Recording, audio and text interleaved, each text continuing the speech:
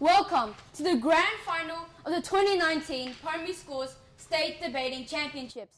After 5 rounds of elite representative debating, as well as 2 semi-finals last night, this debate will be between the 2 most successful regions in this tournament, the Northern Sydney region and the Illawarra Southeast region. The affirmative team from Northern Sydney region is first speaker Alex, second speaker Evelyn, third speaker Josie, and team advisor Max. The negative team from Illawarra Southeast region is first speaker Evie, second speaker Violet, third speaker Romany, and team advisor Luke. The adjudicators for this debate are Indigo, Guy, and Alex. Each speaker may speak for 4 minutes. There will be a warning bell at 3 minutes, with 2 bells at 4 minutes, to indicate that the speaker's time has expired. A bell will be rung continuously if a speaker exceeds the maximum time limit by more than 1 minute. Finally, before we begin, please ensure that all mobile phones are switched off as a courtesy to all speakers. The topic for this debate is that we should ban students from bringing unhealthy food to school. Please welcome the first speaker of the affirmative team to open the debate.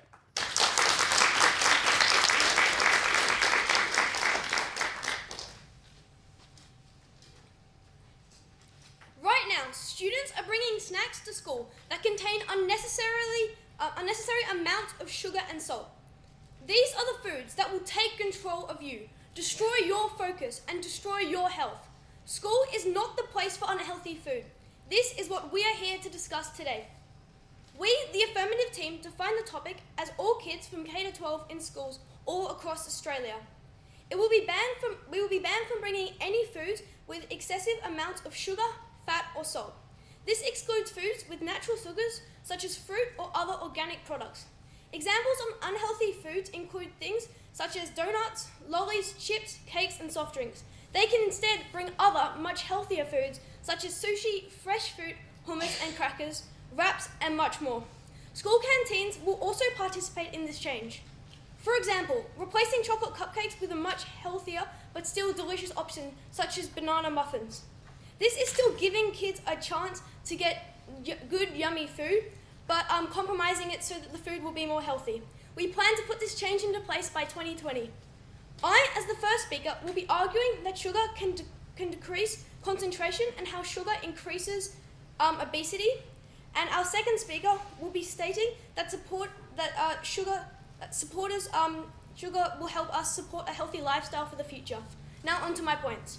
My team's first point will show how healthy food fosters the concentration and learning of the ability of children.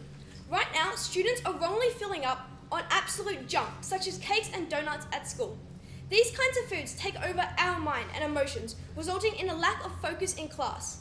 Even if every student does not eat excessive amounts of sugar, all you need is a few or even one student to be off task to affect the education and focus of the whole class.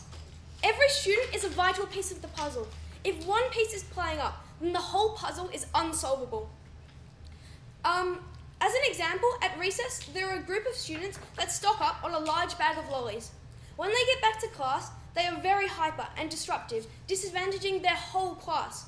This is not fair. Students who eat junk in recess and lunch do not have informed consent. They are often not aware of the consequences that they get. Often at this age, you are not aware of the damage you are doing to your body. They are harming others around them, such as in the classroom, they are harming the education of their students. They're also being affected by peer pressure. Let's say if one child is eating a lolly, then they all want to join in and eat the sugar. And they have not developed the required mental capacity to say no to their cravings. After the change, the focus and education of students will be enriched and thriving. Unhealthy foods are holding us back. Education is the highest priority to students, not food. This is so important because we want to squeeze the most out of school. Sugar is one of the highest components to lack of concentration. If we ban sugar, we are maximizing the capabilities of us as your future generation.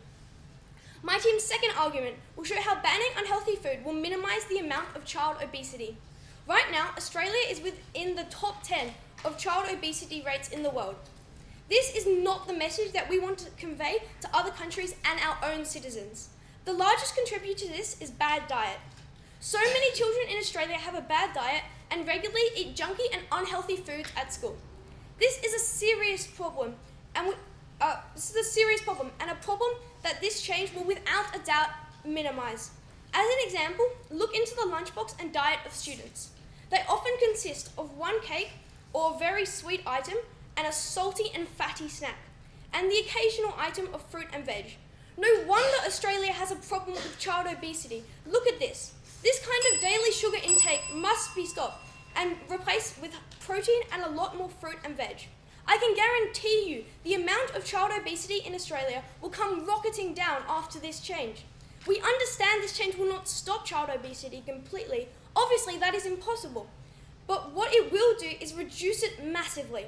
After the change, Australia will undeniably become one of the healthiest countries in the world. Great physical health brings great mental health because it makes you feel more happy with yourself and what you can achieve. This is so important because happiness and good health is what gives you the ability to learn and live life well. Keeping junk food is keeping child obesity and lowering us as children and as adults our living quality.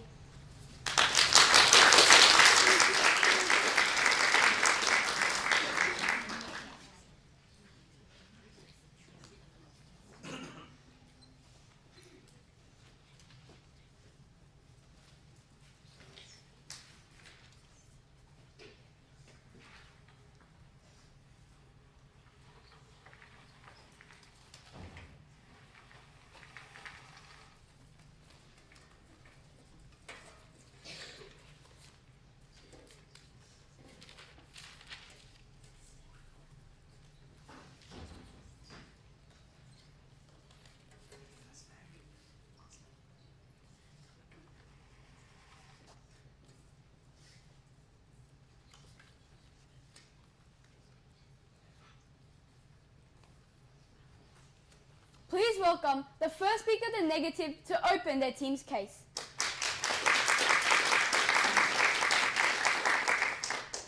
Okay, so we agree with the affirmative team's definition, but we oppose their arguments. Okay, so firstly, some of the foods that they have stated they are not allowed to bring to school can actually have some really good health benefits. So there's some things that they have banned, such as salt, and when you get low salt levels, you can actually get some really bad symptoms, such as dizziness.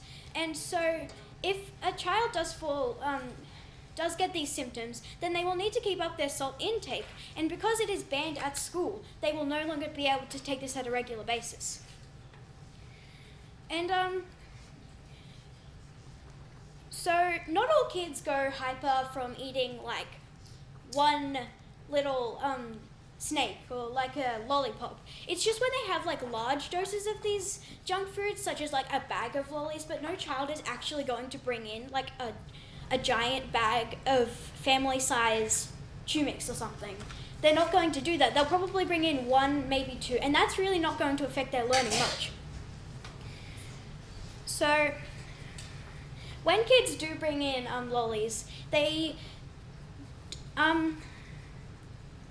most of the time they are aware, because parents have told them don't eat too many, don't eat too much, you'll get hyper or you'll get sick. So probably from past experience they will know what's going to happen to them, which means they will probably avoid having this happen at school because they don't really want to like embarrass themselves in front of their friends or something.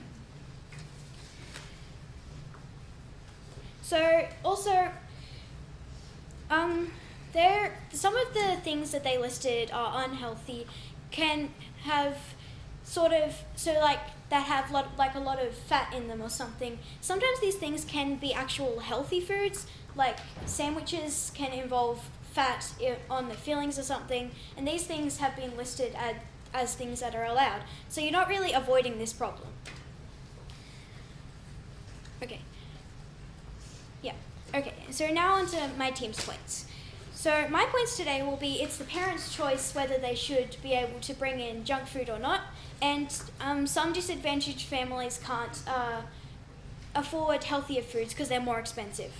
So, and my second speaker's points will be they're selling at the canteen because the topic said students are not allowed to bring them to school.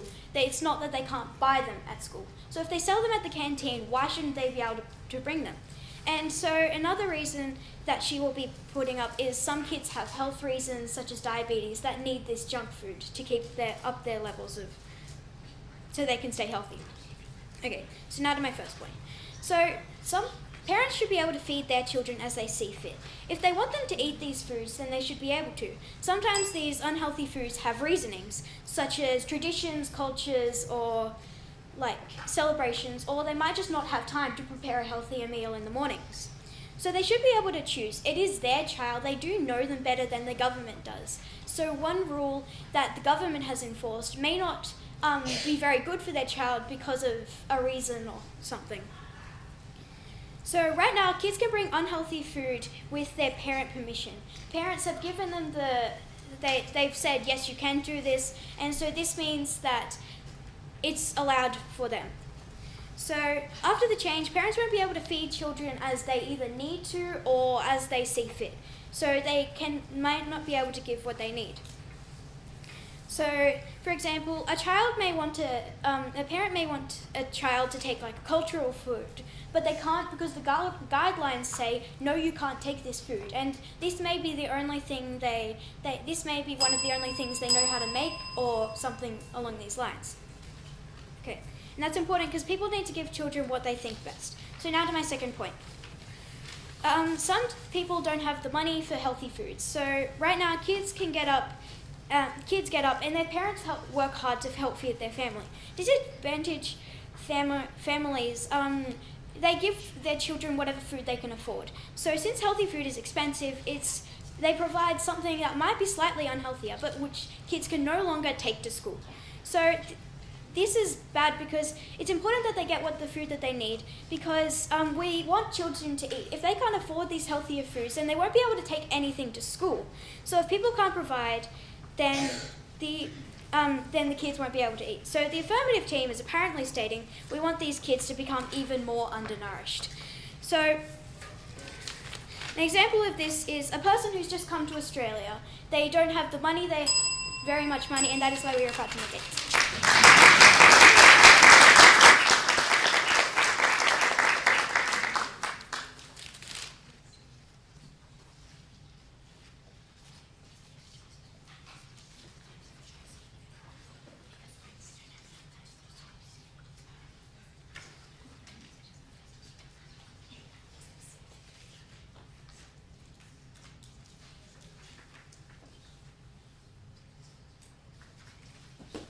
Please welcome the second speaker of the affirmative team to continue their team's case.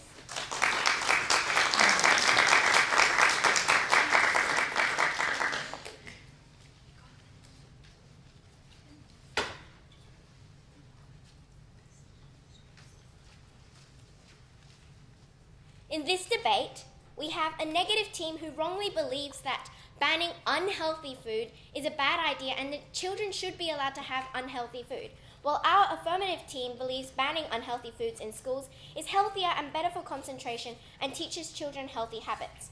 So the opposition said that children don't have a lot of lollies, they're not going to bring in whole giant packets of lollies just to chow on at school. This is not true. Children do, because they don't really have the mental capacity or the strength or the ability to restrain themselves from having something that they like, which is why the schools need to step in and ban this. They have to take action to stop our children from being overweight and being really not healthy. They said that parents can tell them, oh, you can't have lollies and that kind of thing, but parents really don't have any control at what happens at school. Say a child brings in lollies at school and decides to share them with his friends. How can a parent say, how can they communicate with this random other child that, oh, you can't share food with my child or anything like that? And also, most kids can't really understand or listen to this because, as my first speaker has said, they don't really have this mental capacity. And if they're in a social group and people are bringing in lollies, they kind of have this peer pressure to fit in with this group and keep eating lollies. They also said that children should have the right to choose whether they get to eat healthy food or not. As we have said, children really don't have the ability to understand if it's unhealthy for them or not. And they don't really have the informed consent to make the right decision for themselves. Because children, if they really like sugar or something, they might not make the right decision because they are blinded by their like for it. And also, they are still getting some kind of a choice, except that it's a choice between a healthier food or a different healthier food. And this healthier food is still yummy, and it's better for them. And also, they said that parents should be able to feed them whatever they want. And this is true, but on weekends, they can still give them whatever they want to have. It's just we're restricting what happens at school. They also said that healthy food can be a bit more expensive. Yes, organic food or things like that can be a little more expensive, but are we valuing children's health over money? Like, we want our children to be healthy, we want our children to have a good life, we value this over money. Also, if more people are starting to buy healthier things, companies are going to realize that, maybe I might be able to make a bit more profit or something, and they might decrease the amount of money that they will sell their products for. This is kind of happening with more sustainable packaging. So right now there's quite a big movement going on about how people want better packaging, so more recyclable packaging, and so companies have taken that in mind and have created more paper packaging, more things that can be recycled. My first point is that our proposal means children will be able to develop healthy habits from a young age. Right now, children are bringing in packets of lollies, sugar-loaded cookies, and very sweet chocolate. Children do not have the mental capacity to understand the dangerous consequences of unhealthy food. So schools need to step in and ban these foods. Imagine your typical child at school. He brings sugar-loaded muesli bars, cookies, and lollies to school every day. He doesn't know the effects sugar and salt has on his liver, his whole body, and his well-being. He doesn't have the information to make a good decision. His school bans unhealthy food and he starts bringing fruit instead. He begins to understand that fruits are better than the old lollies he used to have. He slowly becomes accustomed to the fruits and realizes it is much healthier and tastier than his old lollies. If the school, which is kind of an authority to these children, decides sugars need to be banned, he's probably going to make a habit to have fruit. It's like the government. If the government tells us smoking is bad, we'd believe them, right? Children will believe what their school is telling them, and over time they will make a habit of picking healthy over unhealthy. It's important for these habits to start young, so our future generation knows the right thing to do. My second point is that healthy food can actually be tastier. So many lollies, chocolates, and unhealthy food tries to replicate the flavor of fruits, for example. But why have the unhealthy option when you could really just have the real fruit? For example, there are so many fruity lollies out there. Raspberry fruit chews, lemon jelly snakes, and so many more. These foods are flavored with artificial flavors and colorings and don't taste real. How can a factory's machine-made flavors ever compare with Mother Nature's real fruit? Would you rather have a mango lolly, which is unhealthy, sugary, fake tasting, or an actual mango? A real fruit or other healthy foods taste so much better and is actually authentic. My third argument will explain how this change will majorly benefit the environment. Right now, children are bringing mountains of packaging to school. Thank you.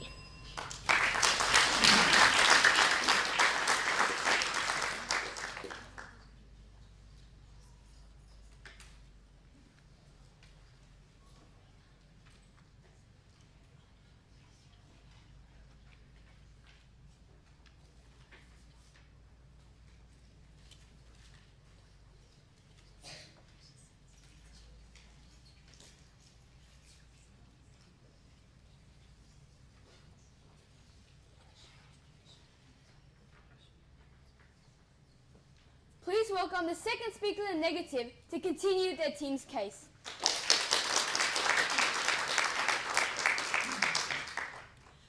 So the other team stated that children follow every rule the school sets, and they will always listen to the school guidelines.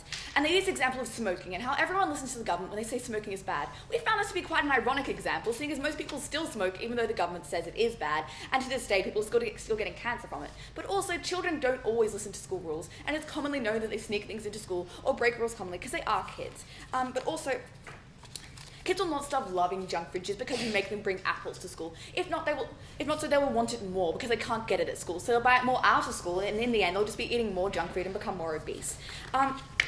The other team also stated that kids can't comprehend for themselves if sugar is bad or if they should eat junk food or if they should not eat junk food. We think kids are sufficiently intelligent to be educated at school and can be educated on what to eat and what not to eat, and they will be able to comprehend not to eat an entire family pack of gummy bears at school. But also, sugary food does come with recyclable packaging, and one of the other team's main arguments was that healthier food is better for the environment. We just didn't see this as true because all food comes in more recyclable packaging these days. Because as I said, there is a big movement towards that. But they also stated that parents don't have much control over kids, and if they bring in gummy bears to school, they won't be able to do anything about it. Well, realistically, it's the parents' money. They're going to notice if $10 is gone because they're buying all this candy, because candy is rather expensive. But also, parents have more control over kids in school as they know their kids better, and they see them more than school does. School only has kids 6 hours, whereas they have them for 18. It just doesn't make sense. But also, the other team's other argument was that there's machine-made flavors in unhealthy food, and they should just get the apples or bananas. Well, there's actually, one of their examples in their first speaker was that kids should eat banana muffins instead of chocolate muffins. Well, most commonly there's fake banana essence in there, so they're still getting unhealthy liquids and foods throughout the other team's supposedly healthy foods. They also stated that kids eating sugar would stop them from concentrating. Well, we actually disagree and think this would give them better concentration and help them in education. We also think that peer pressure doesn't control what children eat, and they can decide for themselves what they eat because they're in primary school. Sometimes they're all ganging up and say, eat this gummy bear. No one really cares. But that's just our arguments towards them. So my team's third argument will show that children actually eat more unhealthily under the other team's model. So right now they have the choice to bring unhealthy or healthy foods to school. They can have moderately unhealthy or incredibly healthy foods depending on what the parents want. And they're not craving unhealthy food because the parents are giving it to them in set controlled situations, and they're still getting the majority of the time healthy food. And if parents are already setting guidelines and what they can eat and what they can't eat, they're keeping an eye on kids, and the government doesn't need to.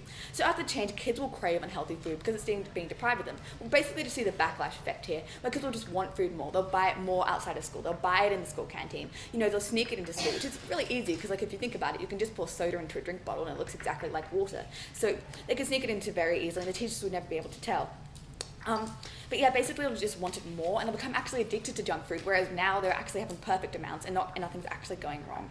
But also realistically, the school doesn't have that much control over kids. They're only controlling 6 hours of the day, and even though they'll still be sneaking junk food in, that's only 1/4 of the day, and at home parents just have more control over what kids eat. And under the parents' supervision, seeing as they know kids better than the government do, the kids will just be healthier and happier generally. So this is important because the main topic in this debate is obviously obesity and if kids are healthy or not. And we find it quite ironic that the other team themselves are actually supporting obesity within their argument and within their model by making kids actually more addicted to this sort of food. And at the end of the day, all we're going to see is backlash and kids wanting junk food more. So even if the opposition manages not to cause this catastrophic backlash effects on kids, they'll still be encouraged to eat junk food more out of school. Because if they're not eating it in school, parents will think it's better if they eat excess at parties or outside of school, and they'll just end up eating more junk food anyway. And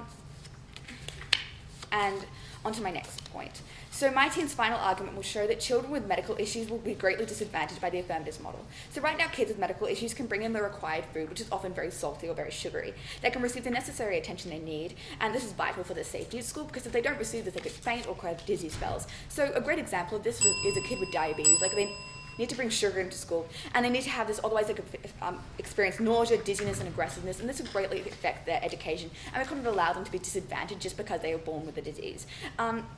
And to get their sugar levels high, they will need unhealthy foods such as jelly snacks or gummy bears, which the other team has already banned. So after the change, kids can't receive medical attention and will fall into these illnesses, which is absolutely atrocious, because at school they should feel safe and receive the proper education no matter what health level you are at. This will impair their learning, and even if the other team finds a substitute for sugar that they can take, this will probably be more expensive, the families can't afford this, and probably more painful towards the child. This is important because medical issues should not disadvantage learning towards any child, and every child has the right to the same education and attention at school, not just because they're banning sugar that they vitally need if they have diabetes.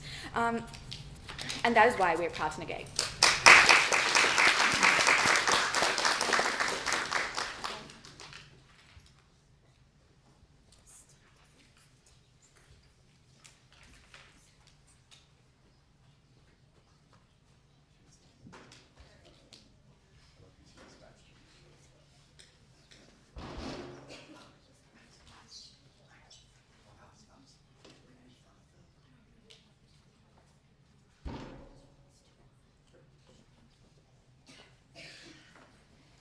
Please welcome the third speaker of the affirmative to sum up their team's case.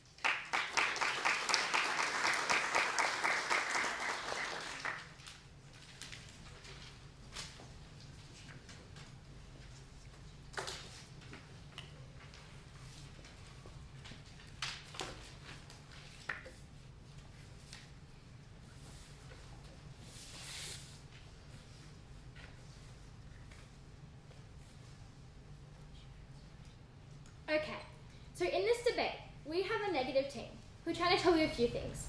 First thing that they're trying to get across is that children should have the right to choose and that they have the mental capacity to choose. Because children are smart, they're not dumb. Well, yes, this is what they're saying. But really, this is K to 12. Do you think that K to 2 students, or even some 3 to 6 students, have the mental capacity to go, okay, this is bad for me, so I'm not going to eat it? No, they see sugar, they want to eat it. Because that's just what they're taught. They don't have the brain that's functioned enough to think, this could be bad for me down the road, so I'm not going to have it. They see something that they want and they have it. And parents can't control what happens when these kids go to school. They can't. Do you really think every kid is going to listen when their parent says, don't eat junk food, now go to school where I can't supervise you and no one's really watching exactly what you eat? Kids aren't going to take this opportunity to just do what their parents say. If they want sugar, they're going to have it. They're not just not going to do it because their parents say. I think we're underestimating the amount of rebellism that these kids have. But if the parents packed them healthy food in to begin with, this couldn't happen. Because look, they're not getting the food to trade with. They're having a food that's healthy in the first place, which will help them. They have also tried to say that canteens, for example, are giving them unhealthy food. Why aren't we addressing this? Why they're giving unhealthy food? We have stated our model that canteens will get onto this train and do this too. They have tried to tell you that this will actually increase obesity, and this is one of their main points because people will buy it more outside of school. Firstly, how much money do you think these kids have? Yes, unhealthy food is cheaper, but it is not like it's $1 to get a whole packet. It's still going to cost them a bit of money. They can't buy excess food because in the right call, the parents are giving them this money. They can't just find the money and keep it. They need to get it from somewhere. They need to source it, and that is majorly from the parents from doing chores and stuff. They'll need to save quite a lot, especially younger kids, just to get a packet of lollies because the parents aren't actually giving them this much. And also, these parents love their kids. On the weekend, you think they're going to give them mountains of sugar? If they can't buy it, if their parents aren't giving it to them, where do you think they're going to get it? Yes, of course, there is a possibility they could get it from other kids. But if their parents aren't doing this either, how is this going to happen? We're kind of cancelling this out.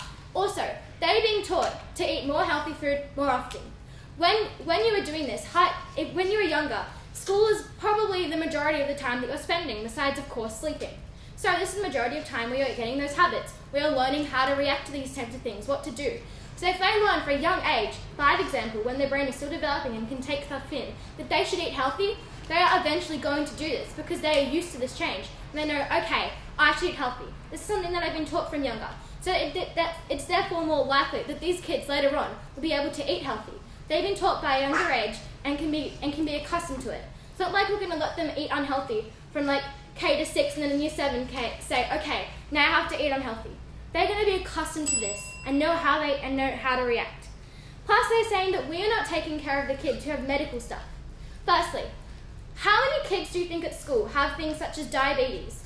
This normally generates when you're older. Plus, you get diabetes as a source from eating too much junk food in the first place. So I don't really think this is a problem. But sure, kids with sugar levels really do have this. But this isn't 100% the school's responsibility. If this does happen, what do you think they're more likely to do?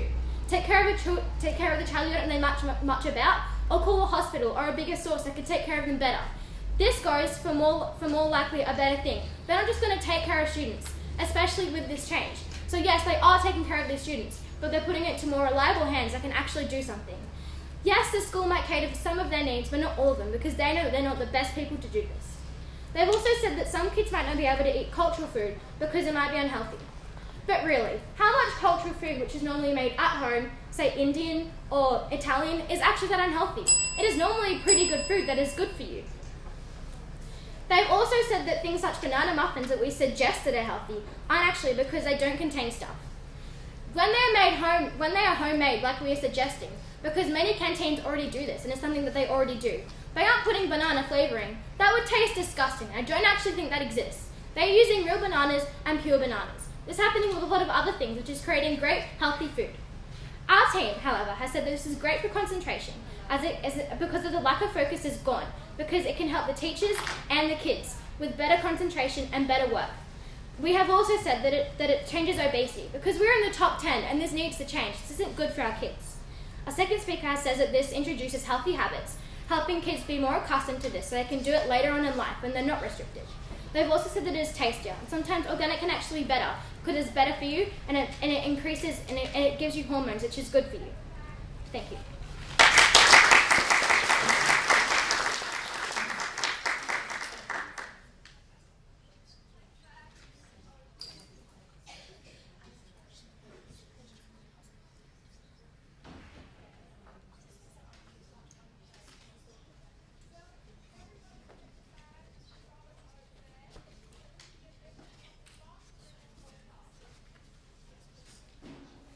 welcome the third speaker of the negative to sum up their team's case.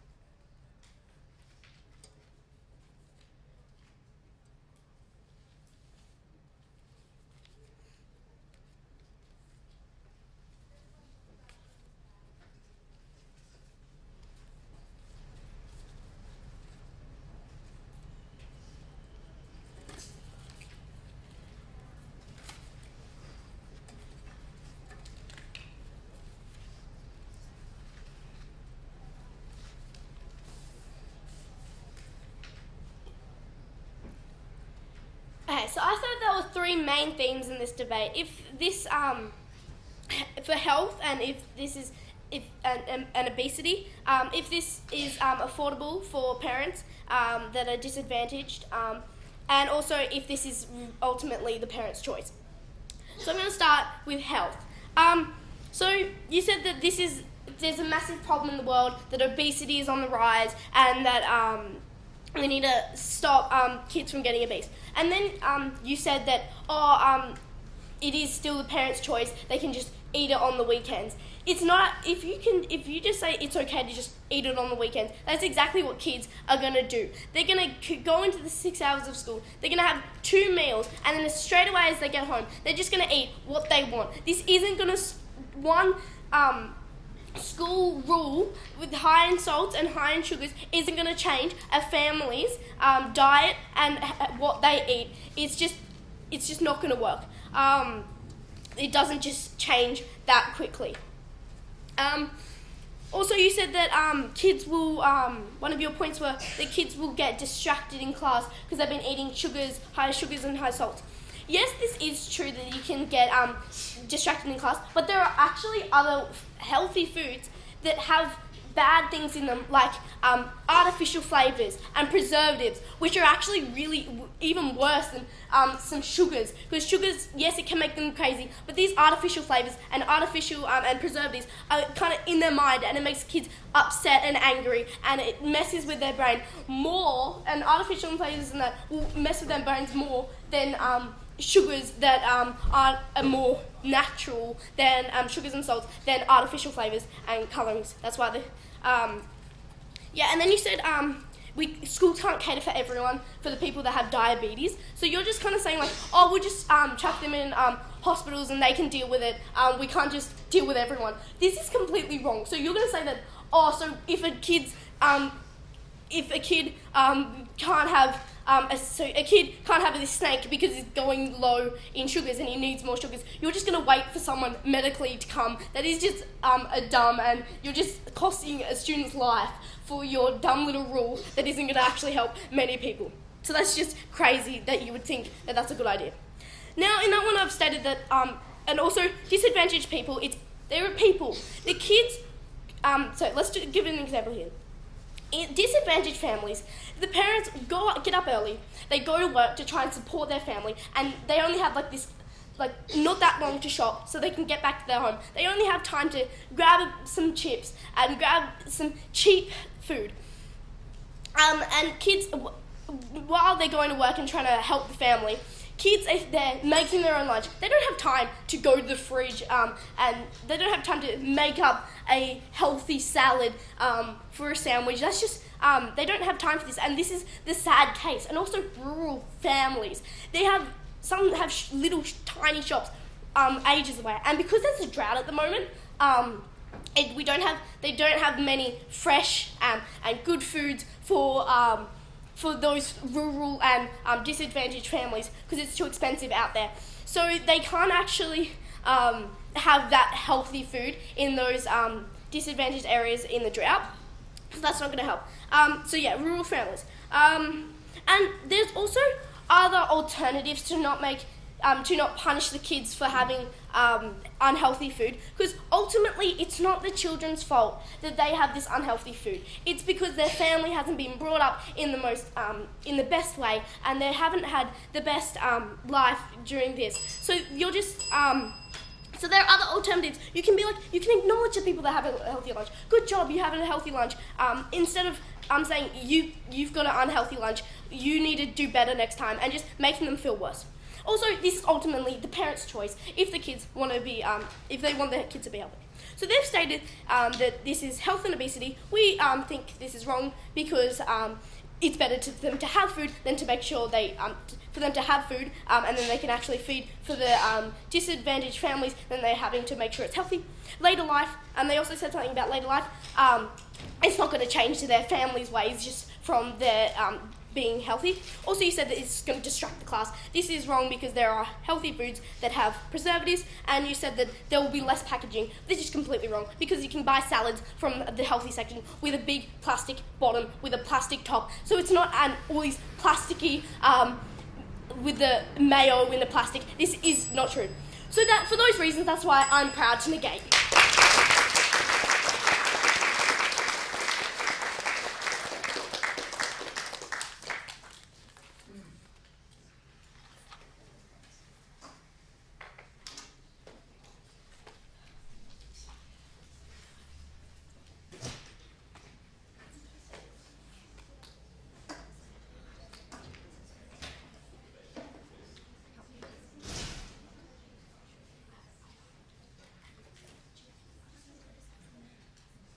Excellent. I'm sure you can imagine the adjudicators are now going to take a little while to pick through all of that. Just quickly, another round of applause for a pretty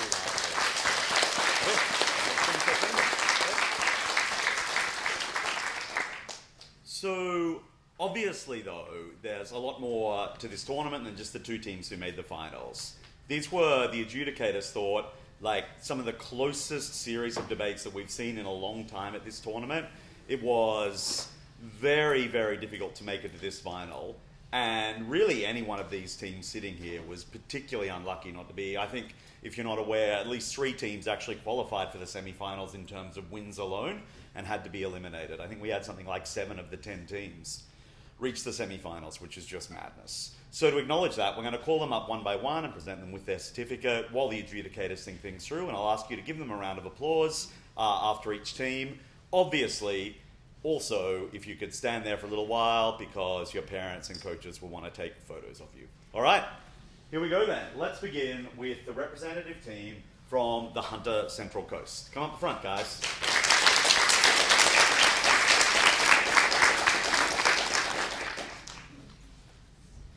Well done. So congratulations to Shreya. Nice. Stand there, hold it up. Laria, yeah. Well done. Lila Maya. Pardon. Yes. And Zoe's run away? Is that, yes. Okay. And their coach, Adela Davey, who has to come get a certificate as well. Well done. Nice. Ladies and gentlemen, the Hunter Central Coast representative squad. Well done, guys.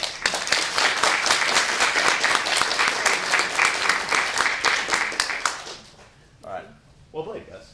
Next up, your chairpeople, timekeepers, and most importantly, representatives of the Southwestern Sydney region. Welcome them up. Come, guys.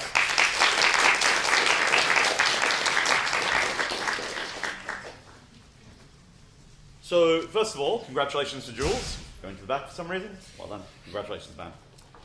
Emily? Dylan, congratulations. Nice work. And Sarabi? So good. And their coach, Ms. Petrovsky. Yes. Yeah, ladies and gentlemen, the Southwestern Sydney 2019 regional team.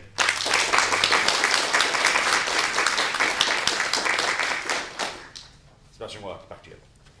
Not you. Went very badly. All right. Next, ladies and gentlemen, the Western New South Wales representative squad.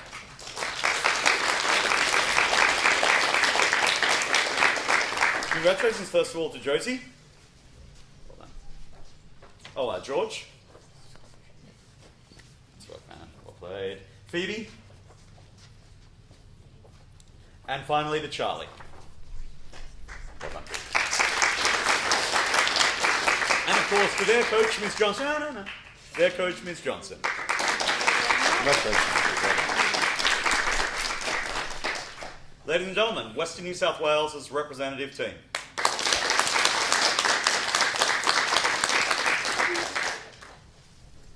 Next, we're going to go through the 3 teams who won 3 of their 5 debates and technically qualified for the semi-finals and then were cruelly cut on countback.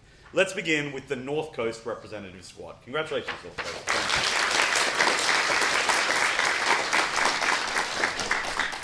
First of all, congratulations to Thomas.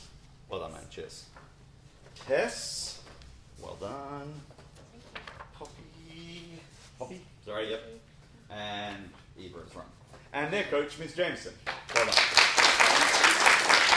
I'll give you readings as well. Ladies and gentlemen, the unlucky North Coast representative team. Well done. It's a terrifying smile, Tom. All right. Next, equally unlucky and cut after 3 wins, the Sydney representative squad. Well played. At least you have a claim to being like the best dressed squad at the tournament. So first of all, please congratulate Cassidy. Sorry, they're just in the squad. Next, congratulations to Russell. Mohammed, well done, man. And finally, Joe. And their coaches, Ms. Thompson and Ms. Kelly. Congratulations, guys. Well done. Cheers. Well done. Well done. So, ladies and gentlemen, the Sydney representative squad for 2019.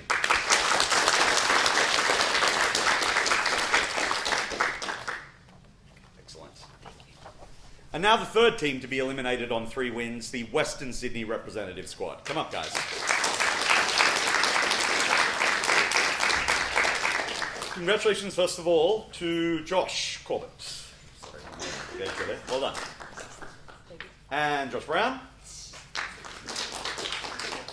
And to Melissa.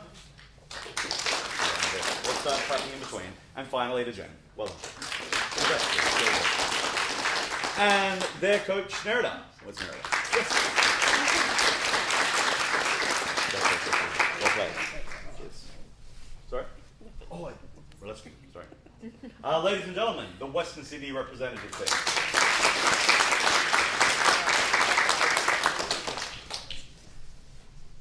Now we move to the unlucky semi-finalists who lost a debate last night to one of these 2 finals teams.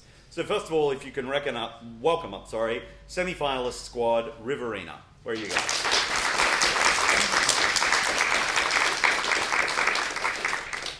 So congratulations, first of all, to Matilda.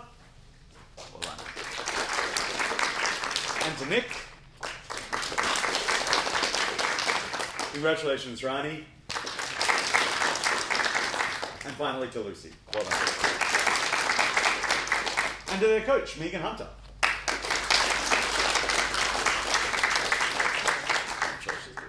Ladies and gentlemen, the Riverina 2019 representative squad.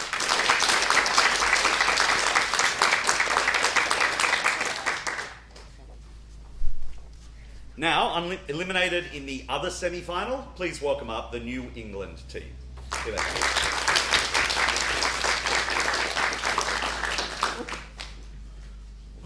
That's not great. First of all, congratulations, Ali. Well done. Yeah. Nice. Congratulations, Alice. Poppy, congratulations. And the still reigning champion for another 5 minutes of this tournament, Jack Coddington. Congratulations. And please welcome up the reigning champion coach, Lauren Bowman.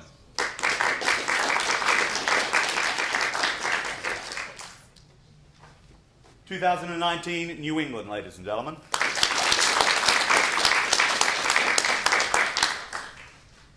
We'll be dragging them up a couple of times, but we might as well do this bit now as well. Please welcome grand finalist, the Illawarra and Southeast team.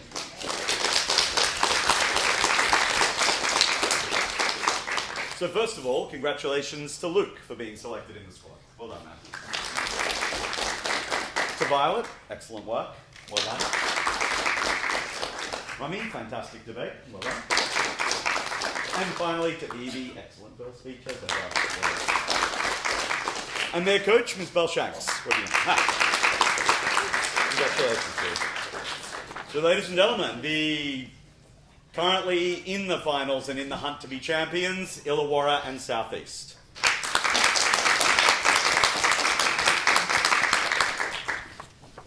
And next we'll get up our other possible winners for this year, the Northern Sydney squad from the affirmative. Well done. So first of all, congratulations to first, Alex. Well done, man. To Josie. Max. Congratulations, Max. And excellent work, Evelyn. Congratulations. Very fun. And to their coach, Ms. Dibble. Well done. Ladies and gentlemen, your other finalist team from this year, the Northern Sydney squad. Well done. Back to your seats, guys. The adjudicators are going to be back in just a second. They've been put on a clock, so I promise they won't be too long. Just a reminder that after that, there'll be a very quick presentation, and there's morning tea out on the balcony. Your kids know where that is. They've been out there quite often, but we don't anticipate it being too much longer. Before that happens then, I'll just say thanks to you guys and a couple of other thank yous. So the first thank you is to all the students who were here this year in all of the teams.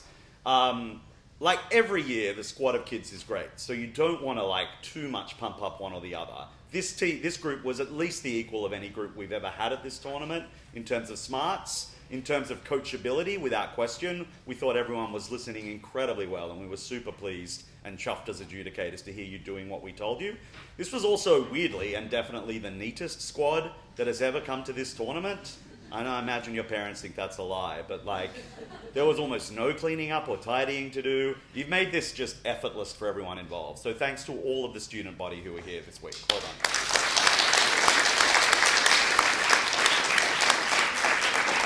And lastly, your adjudicators will be back in a second and I'll thank them. But their job is kind of fun. They just get to watch fun debates where you say fun things. For me, this is a pretty easy job as well. It's all stuff that we've done before and it's pretty well organized. But keeping track of you guys and coaching you before the tournament, finding ways to get you here, that stuff is really, really hard, along with supervising you for every second of every day. So the people who do the most work at this tournament by a very long way are the coaches who worked to find you, bring you here, and coach you up and supervise you and hopefully get you home, maybe. So if you could take a moment to give a round of applause to the 10 debaters.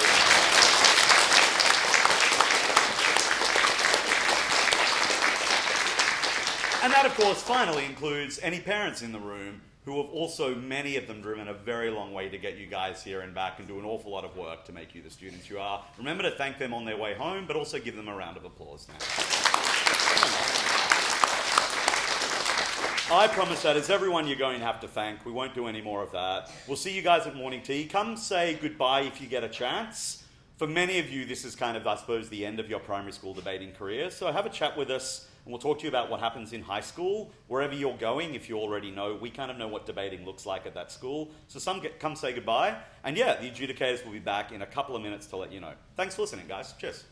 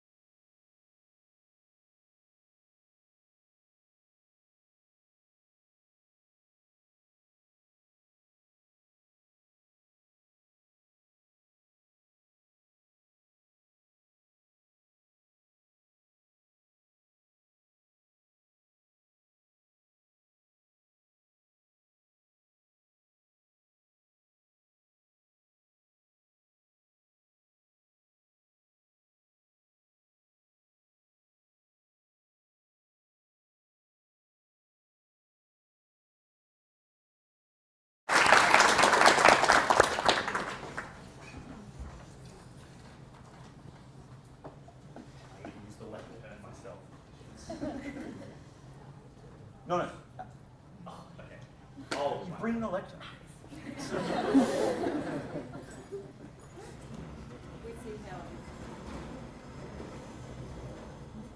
And Awesome. So firstly, obviously it is a huge achievement to get up in front of a massive crowd of people and give the debate that we just saw.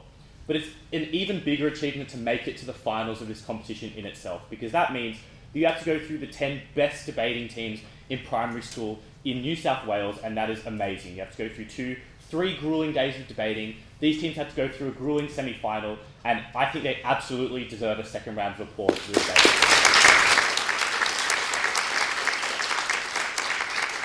All 3 adjudicators on that panel agreed that this was an absolutely incredible debate, and in particular we thought that the delivery of all 6 speakers was absolutely outstanding. We thought that the rebuttal and comprehensiveness of rebuttal from both teams was absolutely incredible. They refused to give anything up throughout the whole debate, and the fact that every speaker was trying to tussle on pretty much every single important part of the debate all through the end from the very start was a real credit to both teams that we saw today. We also thought, finally, that the range of arguments from both teams was really impressive.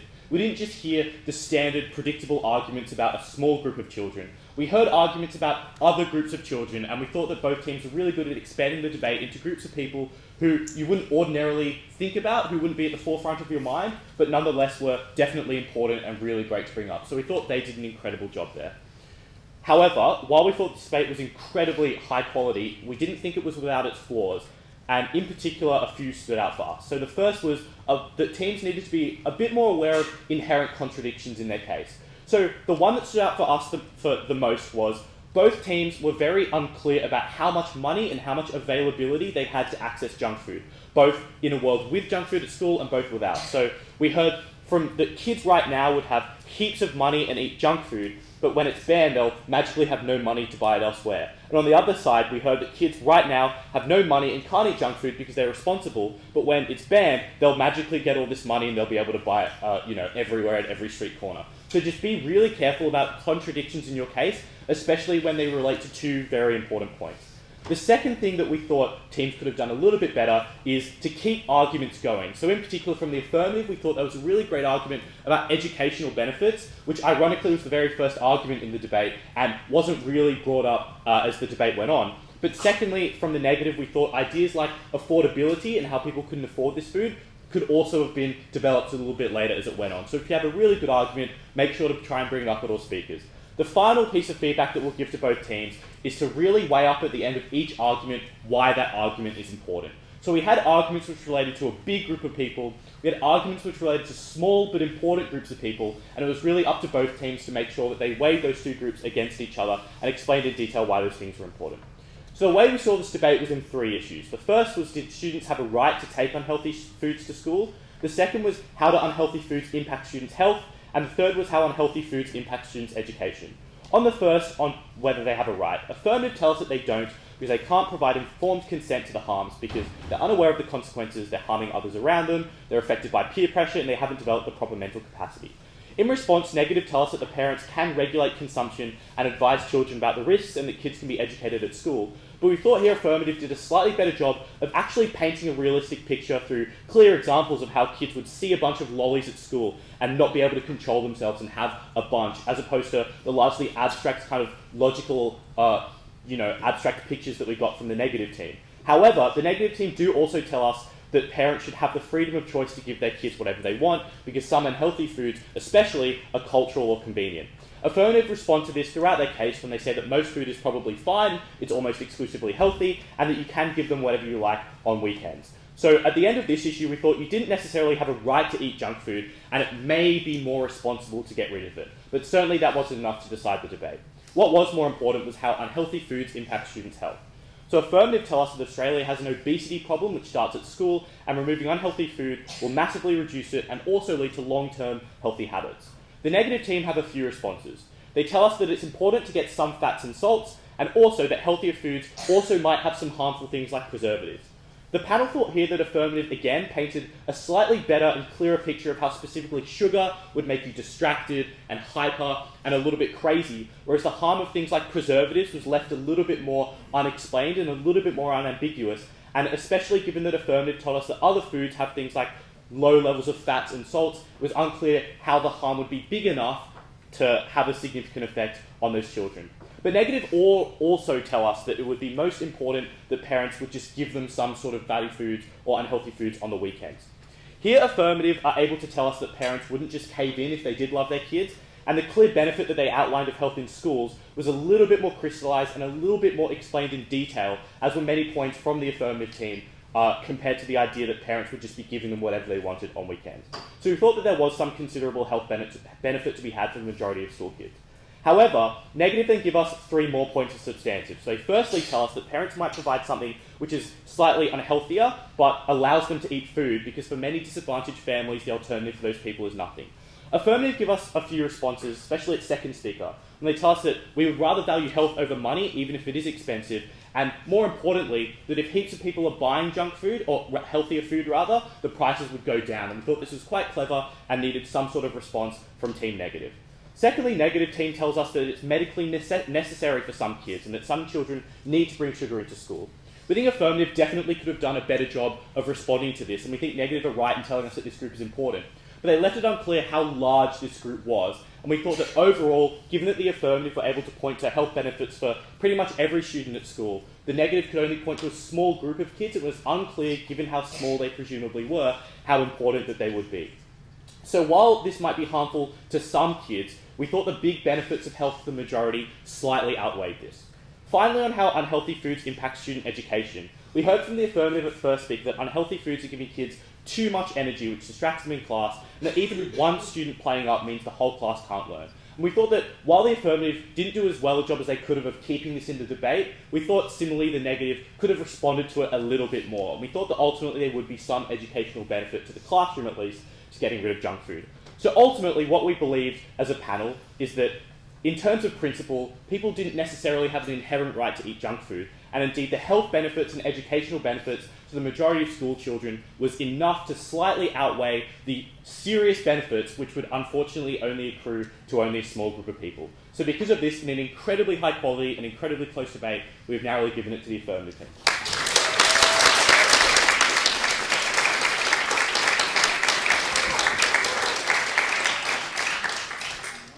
A speaker will now congratulate the winning team. Good job, guys. You did a really good job. As said, it was very, very close. Hey, we all made it to the finals. Good job.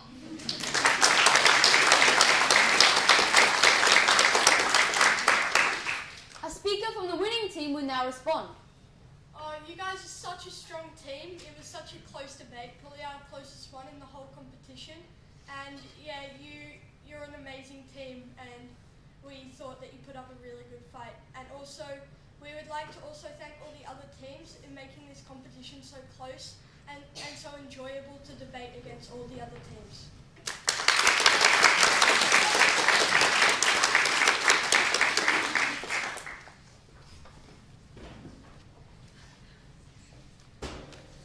Okay then, for one last time, we're going to welcome up the state semi-finalists and runners-up for 2019, the Illawarra and South East representative team.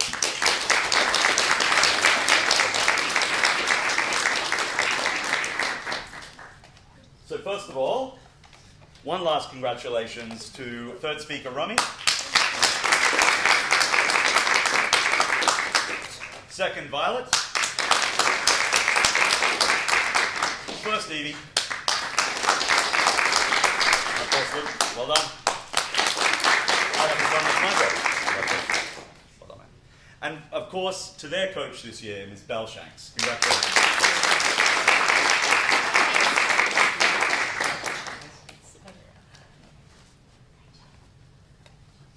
Congratulations, guys. Outstanding. And now, your 2019 champions. Please welcome up, first of all, first speaker, Alex. Second speaker, Evelyn. Third speaker, Matt. Third speaker, Josie. And fourth speaker, Max. And congratulations to their coach, the winning coach for 2019, Ms. Dipple. Well done. Ladies and gentlemen, the 2019 Primary School State Debating Champions.